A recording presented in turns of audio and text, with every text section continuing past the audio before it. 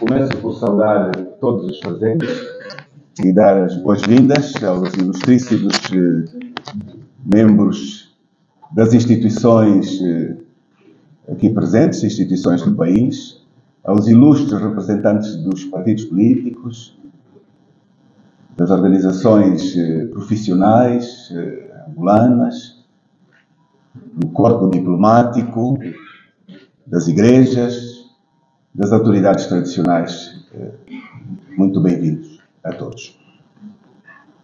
Declaração sobre a degradação do país, de como a ambição pela manutenção do poder destrói a nação e está a desesperar os angolanos. Angolanas e angolanos, caros compatriotas, aceitem os cumprimentos que, em nome da Frente Patriótica Unida, dirijo a todos e a cada um. O nosso país, Angola, vive uma crise geral que faz do cotidiano da maioria dos angolanos um autêntico calvário. A razão fundamental desta comunicação é partilhar com todos os cidadãos as reflexões da Frente Patriótica Unida em relação ao quadro político, social e económico vigente. A Constituição da República de Angola estabelece eleições gerais periódicas de 5 em 5 anos. Para esse exercício, os partidos políticos concorrentes submetem aos eleitores propostas de programas de governação. As últimas eleições gerais tiveram lugar em agosto de 2022. As instituições da administração eleitoral atribuíram ao partido do poder, desde 1975, mais um mandato de 5 anos. Apesar da falta de legitimidade, este facto responsabiliza-o a cumprir escrupulosamente o programa que apresentou aos eleitores. Os angolanos constatam todos os dias o incumprimento das promessas eleitorais efetuadas. Decorridos quase 2 anos, a Frente Patriótica Unida julga oportuno emitir em declaração um alerta do desastroso desempenho do Executivo. Um alerta que procura soluções. Ponto 1. Estado social do país. A atual crise económica mata, desespera e destrói a vida de cidadãos. Milhares de angolanos engrossam todos os dias os grupos vulneráveis da população. Segundo o relatório social da SEIC, Centro de Investigação da Universidade Católica, de 2023, metade da população vive na pobreza, havendo no país mais de 17 milhões de pobres. A taxa de pobreza tem vindo a crescer todos os anos, passando de mais de 12 milhões de pessoas, 41,7% em 2019, para mais de 16 milhões, 49,4% em 2022. Em 2023, o quadro piorou. Estima-se que este número esteja agora acima dos 50% da população angolana. Por outro lado, o recente relatório do Banco Mundial estima que 9,5 milhões de angolanos, 32%, esteja a viver abaixo da linha da pobreza, sendo cerca de 2/3 em zonas rurais e 1/3 em zonas urbanas. No mesmo relatório, o Banco Mundial descreve que outros 5,8 milhões estão em risco de pobreza, isto é, acima da linha de pobreza, mas com o risco de cair abaixo dela. Entretanto, projeções de diversas organizações credíveis indicam que o número de angolanos com fome aumentou para 10 milhões em 2024.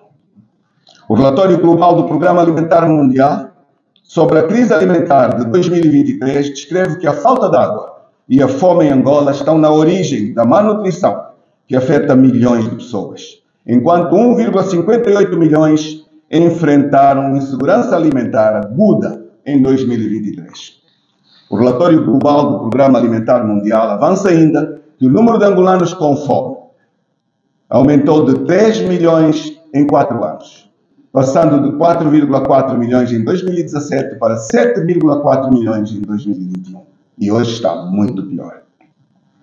Este breve resumo do drama que segue, atormentando os angolanos, resulta da saga da acumulação selvática do capital por uma elite que, nunca tendo contribuído para a criação efetiva da riqueza nacional, não hesita em exportá-la permanentemente, em expatriá-la permanentemente. Esta governação virou as costas ao povo.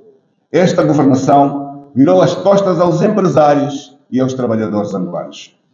As consequências estão à vista. Para a maioria dos cidadãos, é a criação de grupos de sócias, usando a expressão popular, para que possam assegurar um mínimo de produtos da cesta básica. Outros sim, as empresas são assaltadas e sufocadas pela AGT. Vivem no limiar da falência e desesperam para não irem engrossar o já elevado desemprego no país.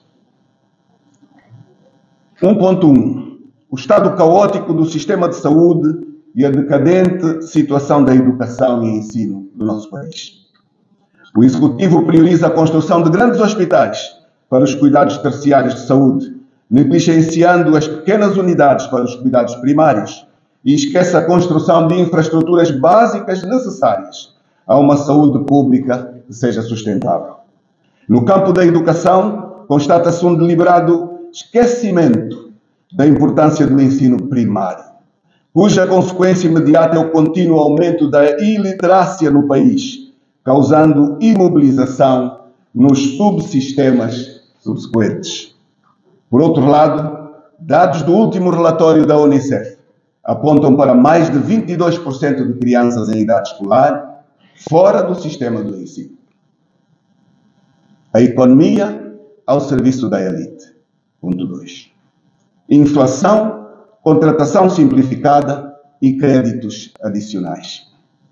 Estamos perante um desastre económico, reflexo direto de péssima gestão da coisa pública.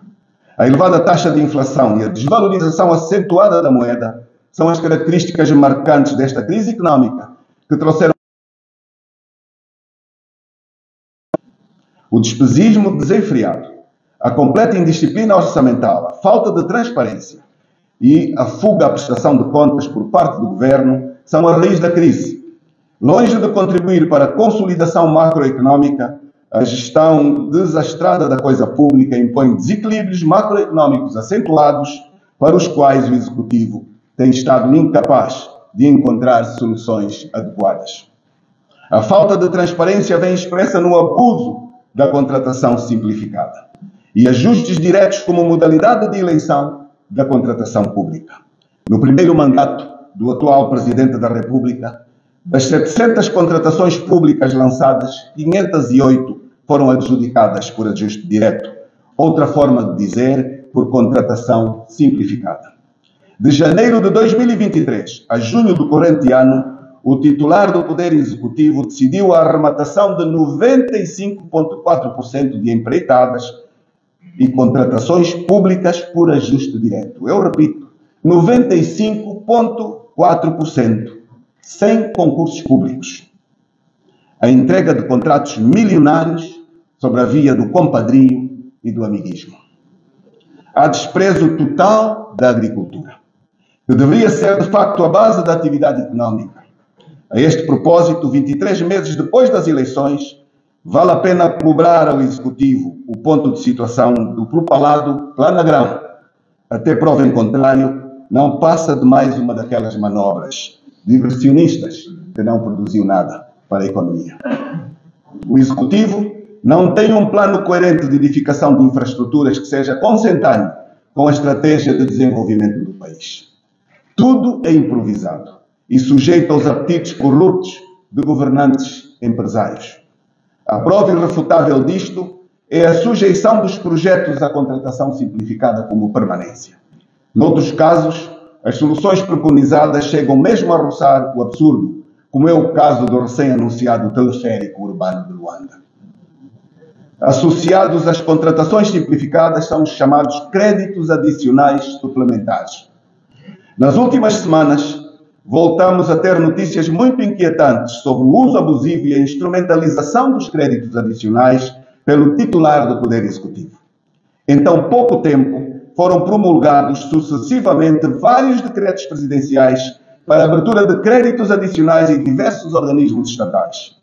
Foram também deliberados créditos suplementares de mais de 130 milhões de dólares para o Comando-Geral da Polícia Nacional e para a Assembleia Nacional. Os créditos adicionais e a contratação simplificada abusiva são sintomas agudos de má governação, de falta de disciplina orçamental e de corrupção, fatores que contribuem para a crise persistente estrutural. 88 mil milhões de kwanzas, equivalentes a 103 milhões de dólares, foram suplementos atribuídos para a Secretaria-Geral da Casa Militar e Segurança do Presidente da República.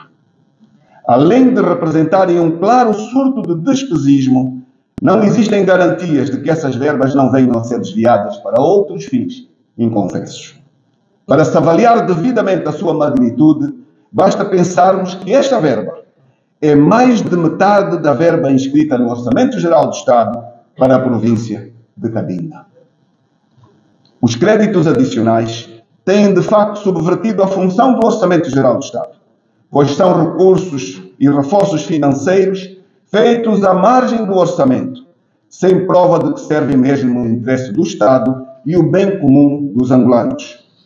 Sabe-se que, pela via dos créditos adicionais, o governo teve um dos expedientes financeiros para sustentar a campanha eleitoral do partido no poder nas eleições de 2022. O partido do governo foi agraciado com cerca de 2 mil milhões de dólares desviados do erário público para financiar a sua campanha eleitoral em 2022. De acordo com os números em nossa posse, está verificado que desse montante, cerca de 815 milhões 494 mil dólares foram obtidos dos esquemas dos créditos adicionais. Sobre a capa de organismos ministeriais e de institutos públicos que necessitavam de meios de transporte, foram promulgados vários decretos presidenciais solicitando créditos adicionais, que mais não foram do que saídas do Tesouro para financiar as últimas necessidades da campanha do regime em meios de transporte. Esse foi o expediente usado no caso dos caminhões Gamache, que, estando inicialmente destinados a servir para o escoamento de produtos do campo, foram na realidade parar as mãos de beneficiários escolhidos a dedo pelo regime, em troca dos votos e dos favores, no âmbito do Prodese. Por via dos créditos adicionais, foi desembolsado o equivalente a mais de 85 milhões de dólares, 86, numa operação de aquisição de alfaias e adubos, que, através do Fundo de Desenvolvimento Agrário, FADA, foram exclusivamente usados para seduzir e aliciar eleitores das áreas rurais. Esquemas idênticos ocorreram igualmente em relação aos órgãos de comunicação social, sobretudo os públicos. Estes beneficiaram de práticas de subversão de créditos adicionais para fins políticos. Verbas que, sob os artifícios mais variados, foram empregos em publicidade e propaganda, em gastos de campanha do regime com a Televisão Pública de Angola, a TVzinho, o Jornal de Angola, a Angop, a TV Palanca e a Rádio Nacional de Angola. Os créditos adicionais serviram ainda para a compra de consciências de jornalistas, através de ofertas de bens móveis e imóveis. A Rádio Nacional de Angola, por exemplo, beneficiara já no tempo extra da campanha eleitoral de um reforço de verbas disponibilizado por via de um crédito adicional de 39 milhões e 950 mil dólares, a pretexto de modernização tecnológica e expansão do sinal da Rádio Nacional de Angola. É a velha história dos repetidores, que passa o pleonasmo, se repete todos os anos e em todas as campanhas eleitorais. Para manterem o poder, não se importam de destruir o país. É em cenários como este que se manietam os jornalistas dos órgãos estatais de comunicação social e se oferecem oportunidades aos gestores para colocarem as suas linhas editoriais ao serviço da propaganda do regime, ao mesmo tempo que funcionam como autênticos departamentos de relações públicas e institucionais do Executivo, conforme denunciou por estes dias o movimento cívico MUDEI, destacando o caso do Jornal de Angola num relatório de monitoria e análise do funcionamento da imprensa pública em Angola. Tais créditos adicionais, que configuram desvios significativos ao Orçamento Geral do Estado, deveriam ser objeto de revisão orçamental em sede do Parlamento, mas que o sistema autoritário, prenhe de déficit democrático, decide sempre de forma autocrática. O executivo angolano não tirou lições do desperdício de mais de 30 mil milhões de dólares na construção de estradas entre 2004 e 2015, como consta de um estudo desenvolvido pelo Grupo Parlamentar da UNITA e, simultaneamente, pela Universidade Católica de Angola.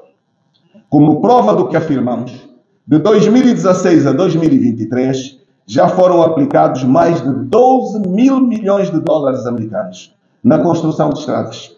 O que quer dizer que em 19 anos o país gastou mais de 42 mil milhões de dólares americanos na construção de estradas.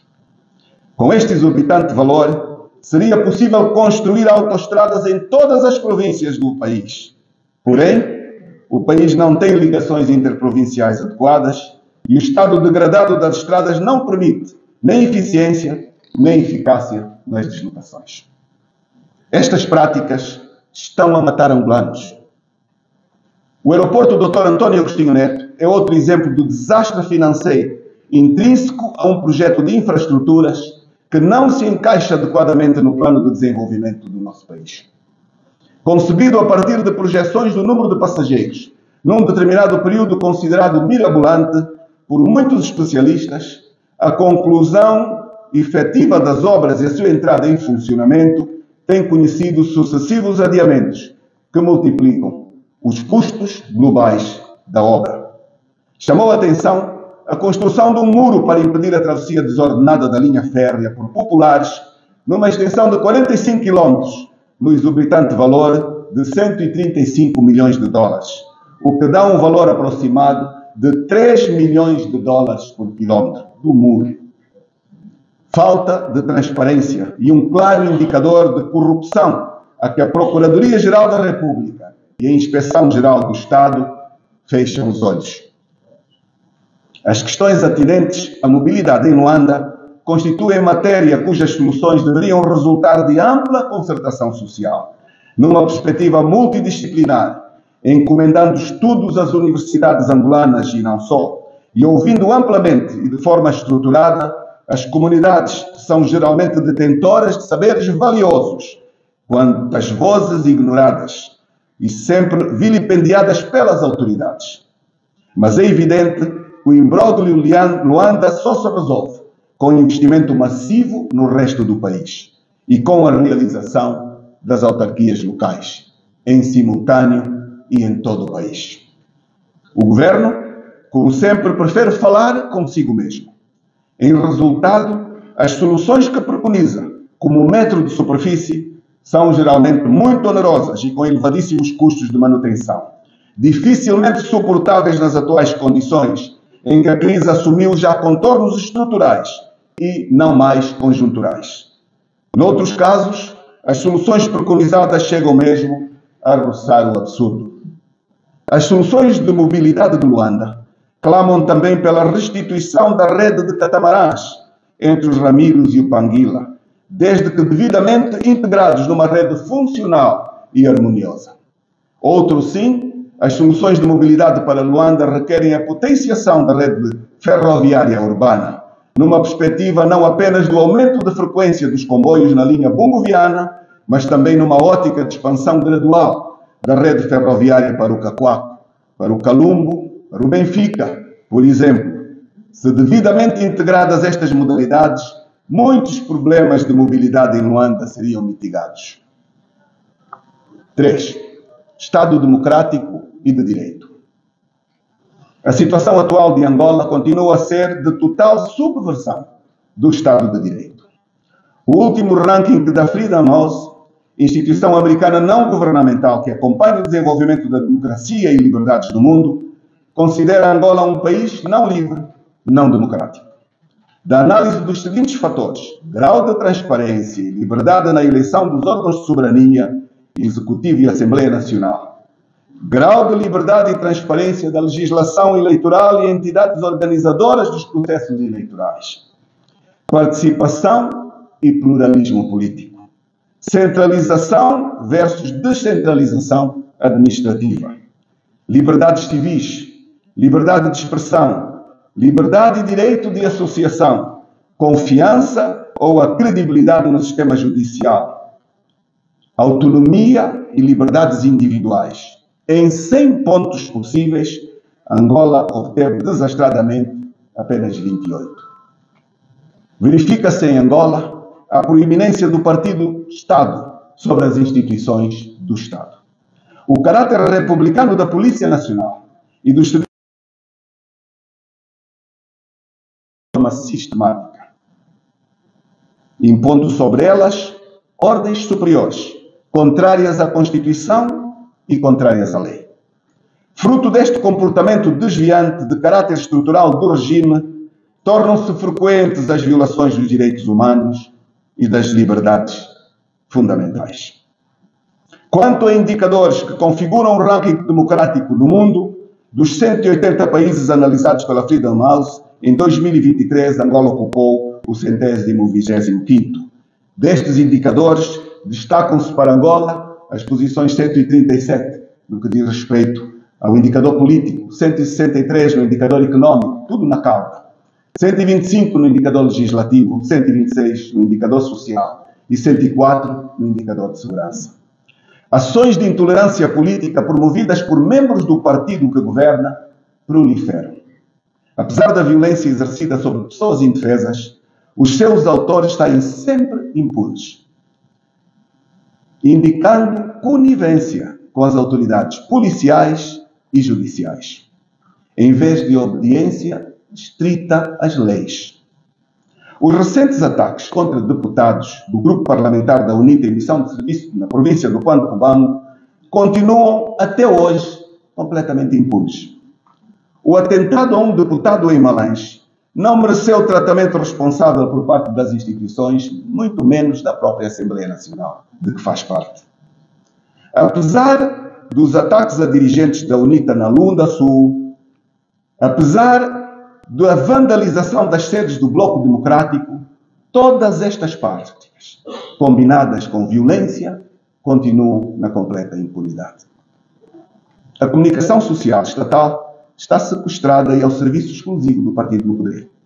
O pluralismo e o contraditório não são permitidos. O chefe do governo foge aos debates. O chefe do governo foge às prestações de contas na Assembleia Nacional. Basta olhar para a vizinha África do Sul para poder aprender com as idas regulares do Presidente da República ao Parlamento. Aqui é só ditadura e propaganda.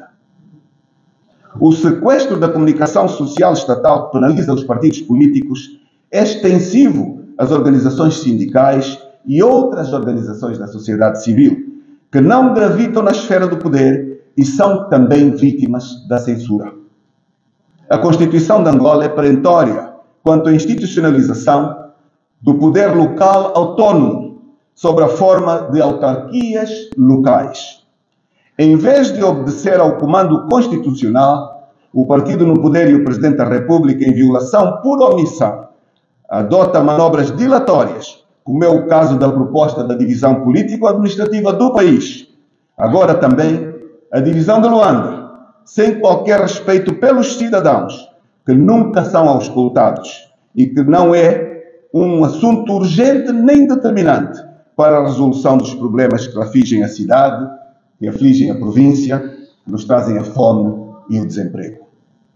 Tudo isto fruto do desespero pela impopularidade do partido que governa e que sacrifica o país, dividindo comunidades, buscando desesperadamente vantagens em decisões que prejudicam o país, atrasam o desenvolvimento, negando participação e cidadania, negando o poder local para se manterem agarrados a qualquer preço a uma governação que pune e de que forma os angolanos. Fica assim demonstrado que o regime se tornou incapaz de encontrar soluções à dimensão dos grandes problemas que afetam os angolanos. É nosso entendimento que as soluções capazes de reverter de forma sustentada a presente situação passam por reformas políticas que permitam o desenvolvimento da democracia e Estado de Direito, hoje totalmente subvertidas. Revisão da Constituição, que permita aos angolanos a eleição direta do Presidente da República e não atrelado à lista de candidatos a deputados. revisão da lei dos partidos políticos, que não permite flexibilidade para o desenvolvimento da democracia. Reforma do Estado, que despartidarize a comunicação social estatal, retribuindo-lhe e restituindo-lhe o pluralismo, a transparência e o contraditório. Reforma de Estado, que confira independência aos órgãos de administração dos processos eleitorais e despartidarize o sistema judicial. Despartidarize os órgãos de defesa e segurança, com maior realce para os serviços de inteligência e segurança do Estado, pondo fim ao Estado securitário e reafirmando o caráter republicano destas instituições. Angolanas e angolanos, o objetivo da política deve ser o de servir o homem e garantir o seu bem-estar. É nossa convicção de que, para se alcançar este desidrato, devemos lutar para a institucionalização efetiva das autarquias locais, impedindo que o regime se furte, uma vez mais, ao cumprimento deste compromisso de honra, com o pretexto da nova divisão político-administrativa ou da divisão de Luanda em 2 províncias. Temos a obrigação de cobrar do Executivo, por todas as formas que a Constituição e a lei nos permitem, como foi possível, em 7 anos de mandato, conseguir empurrar um país rico e os angolanos para a pobreza extrema, ao ponto dos cidadãos disputarem migalhas e restos de comida nos contentores de lixo e, desesperados, acumularem-se às portas das embaixadas para abandonarem o país em busca de melhores oportunidades. Temos todos a obrigação de cobrar onde param os 500 mil empregos.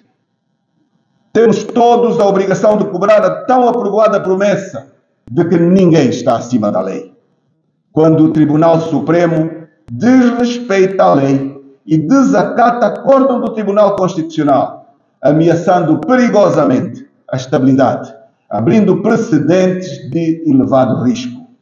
Afinal, foi o Tribunal Constitucional quem deu posse ao Presidente da República, atribuindo-lhe a legalidade que vem exercendo. Temos a obrigação de cobrar do Executivo como está a construção das linhas férreas Malange-Lunda Norte, Lunda Norte, Lunda Sul, Lunda Sul, Mochico, cujas promessas remontam aos processos eleitorais de 2008, 2012, 2017 e retomadas na campanha eleitoral de 2022. Angolanas e angolanos, caros compatriotas, por tudo isso, justifica-se a conjugação de esforços entre a Frente Patriótica Unida e o povo, de maneira que, com disciplina, transparência, unidade, possamos provocar as alterações à situação atual e concretizar a alternância em 2027. Para melhorarmos o estado da nação, será necessário um esforço conjugado entre a sociedade civil, o povo aspirante à mudança e a Frente Patriótica, que, como símbolo desta unidade de vontades, assume as suas responsabilidades e, por consequência, disponibiliza-se para a luta. 1. Contra a carestia de vida e por melhores rendimentos para as populações. 2. Pela abertura económica inclusiva, capaz de proporcionar empregos à juventude e mitigar o desemprego. 3. Por uma administração pública que assuma a verdadeira cidadania de todos os angolanos e o desmantelamento do partido único. Ponto 4. Por uma comunicação social pública aberta a todos, no interesse nacional. Ponto 5. Pela alteração do modelo eleitoral, ao encontro das normas da SADC, designadamente a alteração da estrutura da Comissão Nacional Eleitoral para uma maioria de representantes da sociedade civil e a constituição de um tribunal eleitoral com juízes imparciais. Ponto 6. A libertação imediata dos presos políticos e de consciência e o fim dos processos de intolerância política. Ponto 7. Por eleições autárquicas em 2025 em simultâneo em todo o país. Ponto 8. Por um Estado de instituições republicanas e democráticas, que abra oportunidades de realização iguais para todos, para encontrar soluções emergentes que acudam os cidadãos angolanos da fome mortífera em que se encontram. A Frente Patriótica Unida predispõe-se ao diálogo e à ação para encontrar as reformas adequadas à solução dos problemas emergentes e ao desanuviamento do desespero atual.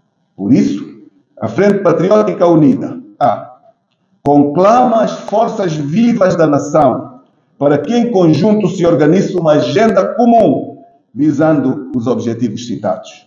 B. Convida o Presidente da República a associar-se a esse esforço nacional. C. Disponibiliza-se a empreender ações de pressão democrática em concertação social para Angola encontrar o rumo adequado ao seu enorme potencial. Temos dito, muito obrigado a todos. Deus abençoe Angola e os angolanos.